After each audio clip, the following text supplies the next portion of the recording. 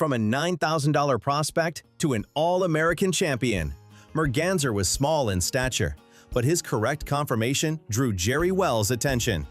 Well, the first thing I thought when he brought him to the barn at Ruidoso for us to head home, I thought, goodness, Jerry, you could have bought a horse a little bit bigger than this, you know. But when I went over him, I was kind of like Jerry, what he looks at, you know, the little short back, the long underline, and the cannon bone, the good feet, all that stuff. He had it, but he was small.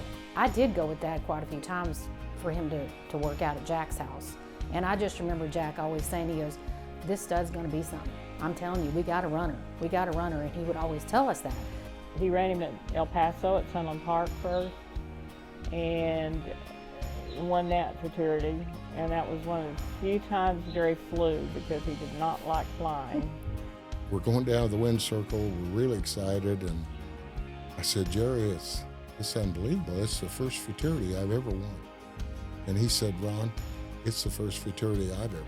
And then this horse sets the fastest time for the Sun Country, wins the Sun Country, becomes the third horse in history to win both. We go to the Kansas Futurity, and everybody's still not sure that he belongs at Ruidoso. And he sets the fastest time of either day by 2 lengths. And front of Speed Horse magazine had a big picture of him, said, the Merganser Express rolls into Ruidoso. You know, and he was so trained, he almost trained himself. He told you when he wanted to do something and when he didn't, you know. And he did everything right except one time. Let's look back now with jockey Jackie Martin. He was standing in perfect time, you know, probably better than he ever has, you know, in his other 5 races. And he was looking right dead down the racetrack, ready to go. And for some reason, you know, it was just dead quiet, and I thought the gates was going to open, and he just decided to false brake, and he hit the front of the gates and tried to come over backwards.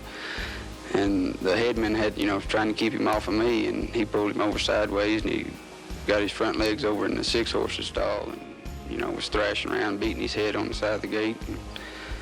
And, after that, you know, he got him back down, and I got back on him, and when the gates did open, I knew, you know, 3 or 4 jumps from the gate that, you know, he wasn't going to run a very good race today. He just, you know, took it all out of him. Despite looking like a loser to Mike Tyson, Merganser's injuries were completely superficial and were no longer even noticeable by rainbow time. Brought him back for the Rainbow. He qualified, but he didn't look invincible like he had. And he was no longer the favorite. And he wins the Rainbow. And then we come for the All American. He's the leading money-earning quarter horse in the nation. We're in the 2nd time trial. We've got a big tailwind. I mean, it couldn't have been better. Well, I felt good about him, and like there was people that asked me, you know, about the other horses in the race, and I told them, you know, I wouldn't trade Merganser for all the horses in the race.